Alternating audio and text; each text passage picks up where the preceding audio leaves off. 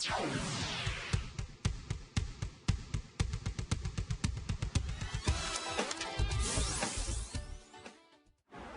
estamos de volta com o seu estilo de vida e agora nós vamos conversar com a psicopedagoga Ana Paula Oliveira. Ela vai explicar pra gente como se dá essa questão da mentira na infância, né? Como que as crianças aprendem a mentir, né? Porque a gente sabe que ninguém nasce sabendo nada e ninguém nasce sabendo mentir também. Mas como a gente já conversou um pouquinho com a psicóloga Dilza, alguns reflexos vêm dos pais. Então a gente vai entender isso melhor hoje. Bom dia. Bom dia a todos. Então quer dizer que o maior responsável pela criança mentirosa seriam os pais? Sim, nós adultos, né? A mentira, algo tão vista como algo errado, né, na nossa sociedade, acaba que nós ensinamos as nossas crianças, né, a mentir. De que forma? Quando, né, nós dizemos que nós não estamos para certas pessoas, né? Quando a gente faz aquelas mentirinhas sociáveis que a gente acha que não é, mas que a criança percebe, então acaba que a criança, diante dessa situação, ela vai aprendendo a mentir, né? E essa mentira, ela vai passar por toda a infância, dependendo do desenvolvimento da criança.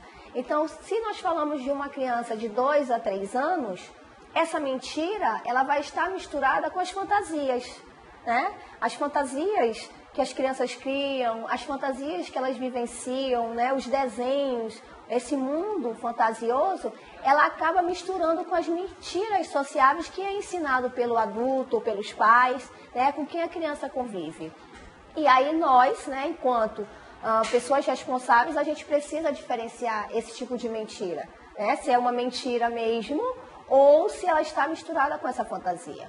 Quando a gente fala, por exemplo, da fase que eles começam a chegar nos contos de fada, ou como eles começam a descobrir as princesas, as meninas, os meninos descobrem os sapos, enfim. E também a questão dos super-heróis. Então, a partir daí, a gente já pode dizer que existe uma fuga da realidade, ou então que apresentam a eles um mundo além do mundo real, né? E aí, a partir disso, dependendo de como você vai lidar com essa situação, ou de como é o contexto em que ele está inserido, talvez isso se agrave ou não. Sim, até porque esse mundo da fantasia não tem mentira para as crianças, né? Ele é um mundo de verdade, né? É um mundo real para a criança. Nós sabemos que é mentira, né? Que as princesas não existem, que os super-heróis não existem, mas as crianças, isso é verdade, né? Para elas é tudo muito real. Quem vai colocar essa questão de ser mentira ou não somos nós. E até nós confundimos, porque nós apresentamos como um mundo, né, um mundo fantasioso e real, e depois nós queremos que as crianças não acreditem nisso. Mas faz parte, é natural da infância, o mundo faz de conta, o era uma vez, né, o bicho-papão, né, que nós falamos tanto do bicho-papão. Será que o bicho-papão existe ou não existe? Para nós adultos não existe, mas para as crianças existe. Né? Existem alguns que se tornam até um tabu, né? Porque, por exemplo, o Papai Noel ou o Coelhinho da Páscoa. Tem alguns que se agravam um pouco. Algumas crianças, quando descobrem que não existe o Papai Noel no mundo adulto, ou então que o pai coloca o presente lá e diz que é o Papai Noel, ele se sente profundamente enganado, se sente realmente ofendido porque o pai enganou por tanto tempo. Então, tem que saber lidar mesmo com cada uma dessas situações. Sim, até porque a partir dos 6 anos, a criança começa a perceber que é fantasia, né? Que existe um limite para essa fantasia dela, que apesar deles gostarem de assistir os super-heróis, as princesas, elas não existem na vida real. Mas a partir dos 6, a criança já começa a ter essa consciência do que é real e do que é fantasioso, né? Por quê? Porque ele já entende as mentiras, ele já sabe o que é verdade. Então, a partir disso, ele vai decidir se ele acredita nisso ou não. Sim, vai decidir. Existem adultos ainda, ou então crianças muito grandes que continuam e que acreditam, que decidem, que querem acreditar, por exemplo, no Papai Noel? Sim, somos eternas crianças, né? As eternas crianças que se sentem bem, né? Quem não no Natal não fica feliz com o presente? Apesar de nós sabermos que não existe Papai Noel, mas a gente gosta de ganhar presentes, né? É um dia especial. Ana Paula, e aqueles pequenos acontecimentos dentro da sala de aula, por exemplo, que podem também desencadear alguma situação? Por exemplo, o meu lápis quebrou, ou então eu não trouxe meu lápis, peguei o lápis do colega do lado, porque, ou então às vezes o dele tem um tema que o meu não tem e eu gosto mais do tema dele, então eu pego o lápis dele emprestado. Sim. Eu peço sempre emprestado, né? Sim, Fulano, lógico. você pode me emprestar o seu lápis, por favor? Ah, eu te empresto sim. E nunca mais devolve. E quando a pessoa pergunta, tem algumas crianças que ainda têm coragem de dizer que devolveu sim. Não, mas eu te devolvi, como que não tá com você? Se eu devolvi e tudo mais, e aí o outro leva para a professora, ou então fica por isso mesmo. A partir disso, essa criança pode se acostumar a fazer esse tipo de coisa e acreditar que nunca vai ser descoberto ou que isso é vantajoso? Sim, até porque as crianças precisam sempre estar sendo supervisionadas pelos adultos, né? Tanto dentro do âmbito da escola, pelos professores, como em casa pelos pais, né? Os pais saberem e averiguar o que realmente a criança está trazendo da escola, porque às vezes acontece sim deles fazerem essas trocas, né? Porque acham bonitinho, né? Ou gostou do lápis do colega, mas o adulto, tanto os pais em casa também, precisam fazer esse acompanhamento. Esse lápis é seu, né? O colega lhe deu, e ir na escola e averiguar se realmente aconteceu, né? Para que a criança ela perceba que ela está sendo monitorada, né? E que a mentira ela é sim algo que nós não devemos cometer.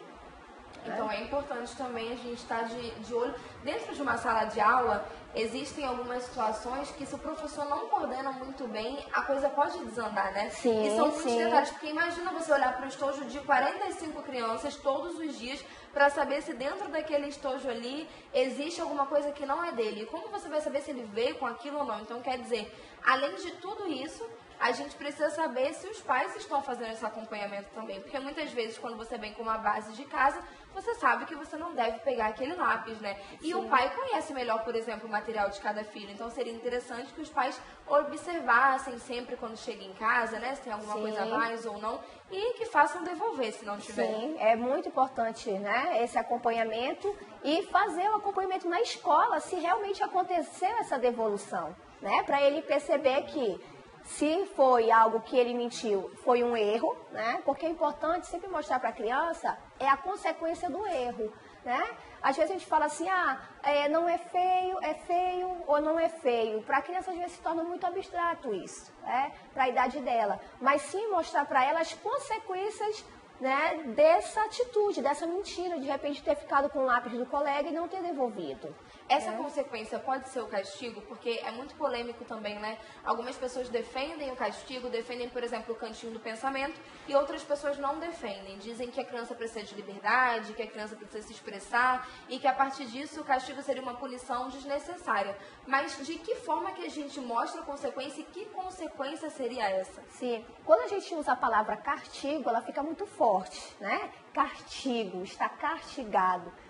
Na escola, geralmente, a gente coloca como reflexão, né? Vamos refletir sobre aquilo que nós fizemos. Se foi certo, se foi errado, quais foram as consequências dessa nossa atitude. Então, a criança pequena, como eu lhe falei, é muito abstrato quando a gente só faz argumentações sem fundamentos, né? Então, quando a gente mostra a nossa argumentação com uma atitude, isso traz mais resultados positivos, né, do que só você falar. Não é o castigar, do bater, do agredir, mas é de repente tirar aquilo que a criança gosta, né? De repente, por um determinado tempo, até para se ter sentido. Então, por exemplo, se eu ia ao shopping, né, participar de alguma programação, de repente eu perco essa minha programação, né? Porque é uma consequência. Em relação às crianças, a Ana Paula também é mestre em educação especial, né? Na educação da criança com deficiência. Então, em relação a essa criança, é mais específico? Ela entende o que é mentira? Como que você pode introduzir essa questão, né? Esse tema de mentira, de verdade? E como que se trabalha com essa criança em específico? Olha, dependendo da necessidade, né? Porque tem necessidades que a criança ela não mantém um diálogo com você verbal, mas ela mantém corporal, e aí você, através desse corporal e dessa comunicação, você consegue, sim, entender. E é o mesmo sentido para uma criança dita normal, né? Apesar das suas limitações, ela precisa, sim, das orientações, né? Do limite, do que é certo e do que é errado, para que ela consiga conviver socialmente e entenda essas questões. Ana Paula, e até que idade a gente não precisa se preocupar em relação a essa questão da fantasia, em relação a você ainda confundir o que é mentira com o que é verdade, o que é real com o que é irreal? Até quando a gente pode ficar tranquilo e a partir de que momento a gente precisa se preocupar? Olha, a partir dos 7 anos, a criança já sabe o que é certo e o que é errado, né? E ela já utiliza alguma dessas mentiras socialmente aceitáveis, né? Para, de repente, dizer para um colega que viajou para o exterior, né? Que, de repente, ele não vai, mas ele fala para contar vantagem, né? E a gente precisa saber, sempre estar orientando para que ele tenha a consequência, saiba a consequência disso. Né? Então, na adolescência, se essas mentiras elas permanecem, aí nós precisamos já ter um olhar mais específico para essa criança, né? Para que a gente possa orientar e ajudar, né? Ou os pais ou no âmbito mais profissional. E como a gente pode direcionar a criança que não aceita a mentira da outra? Porque você estava falando dessa questão da viagem, isso é muito verdade. Quando a gente chega, ainda no ensino médio acontece isso, né? E entre as crianças também, eu viajei, e algumas vão além, dizem que foram à Disney e tudo mais, e quando você vai pesquisar, ela não foi à Disney. Só que existem alguns amiguinhos que são próximos dessa família e sabem que ela não foi à Disney e conta para os outros, é mentira, ela tá mentindo, ela não foi à Disney, e os outros se revoltam, né? Porque, professora, ela tá mentindo, a senhora não vai fazer nada com ela não vai sofrer nada. Como que ela pode mentir aqui e permanecer desse jeito? Então, como que a professora pode lidar com os outros amigos que não aceitam a realidade que aquela criança está vivendo? Até porque eles já sabem, né, que é uma mentira e não querem aceitar isso, sim, né? Já sabem que isso é errado socialmente. Já diferenciam, né? Isso, já tem essa consciência. E a professora mesmo fazer a intervenção e orientá-los, né, com uma conversa. Né? E se percebe-se que isso está ficando rotineiro, chamar os pais para conversar, né? Para que os pais fiquem cientes do que está acontecendo e também possam auxiliá-lo. Nós recebemos uma participação do Arlen e ele diz assim: criança mentindo é normal. Anormal é não ter os pais ausentes no dia delas devido ao mercado de trabalho. Hoje a educação de filhos não está mais sendo a prioridade dos pais. Então ele diz que a mentira acaba vindo dessa questão da ausência dos pais e tudo mais, e em alguns casos realmente pode acontecer, né? Sim, isso é uma queixa, até uma questão mesmo das mães, né, dos pais, que ficam tristes pela questão do mercado de trabalho hoje exigir mais tempo. Eu sempre digo para eles o seguinte, que nós temos o tempo e nós temos a qualidade. Às vezes nós damos tempo suficiente, mas não damos qualidade. Então a qualidade às vezes é importante. Apesar de você passar o dia todinho trabalhando, mas você chega naquele momento, né, e conversa, janta junto, tem um momento para falar sobre o dia, né, o que está acontecendo, como que foi o dia da criança. Então, às vezes, essa qualidade, ela dá mais resultado do que a quantidade.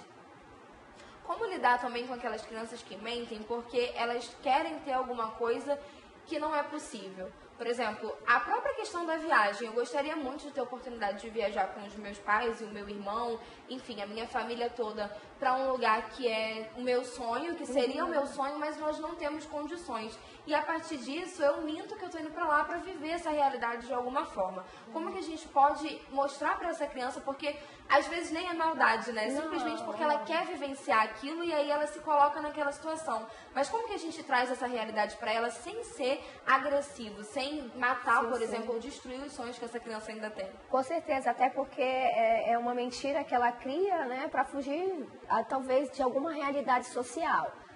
Mas a família é base de tudo. Né? A família, nós podemos ter vários profissionais, várias instituições, mas a família ela é insubstituível. Né?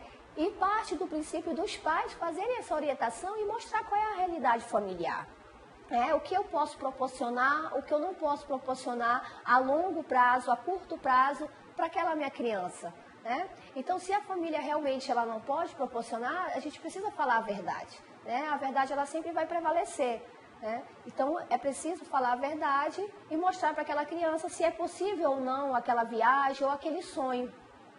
Muito obrigada pela sua participação, Ana Paula. Eu vou deixar um espaço para você dar uma dica, de repente, para os pais que não sabem lidar com esse tipo de situação, que ainda não sabem como conversar com os filhos, ou que, de repente, têm medo de expor a própria situação, talvez não tenha uma condição ideal, ou a condição que gostaria de ter, ou não pode dar tudo aquilo que gostaria para o filho, e aí deixa ele alimentar essa fantasia porque acredita que assim vai estar fazendo bem. Certo.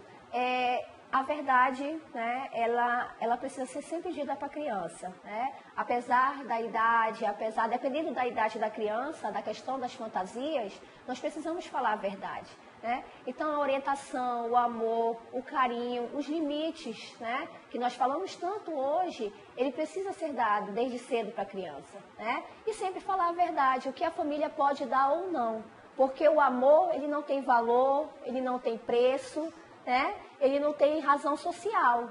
Então, o amor dos pais, o amor da família, ela substitui qualquer situação, qualquer sonho que possa vir atrapalhar esse não falar a verdade ou não. A gente tem só mais uma pergunta aqui, que é do Nafer. Ele quer saber o que significa o termo mentira tem perna curta. É porque a gente sempre é descoberto, né? Então, apesar, lógico, da gente achar que nós não vamos ser descobertos, mas nós sempre somos. Então, tem perna curta. Não adianta mentir, você vai ser descoberto. Muito obrigada, Ana Paula, pela sua participação. Obrigada. E antes de ir para o intervalo, eu gostaria, inclusive, de responder o Nafer, sim, porque ele mandou pergunta para nossa fanpage e ele perguntou se a gente não ia responder a pergunta dele. Gostaria, inclusive, que você enviasse as suas perguntas para o nosso WhatsApp, porque fica bem mais prático da gente responder, sabe? Às vezes a internet não funciona muito bem, aí até a gente abrir a fanpage é um pouquinho complicado, mas não tem problema não. Se você perguntar e acabar o programa, a gente responde depois do programa. Então, te peço só um pouquinho de paciência, mas é muito importante ter essa participação também. E um beijo pra você que tá sempre com a gente. E pra você que tá em casa, continua com a gente, que daqui a pouco do intervalo a gente volta.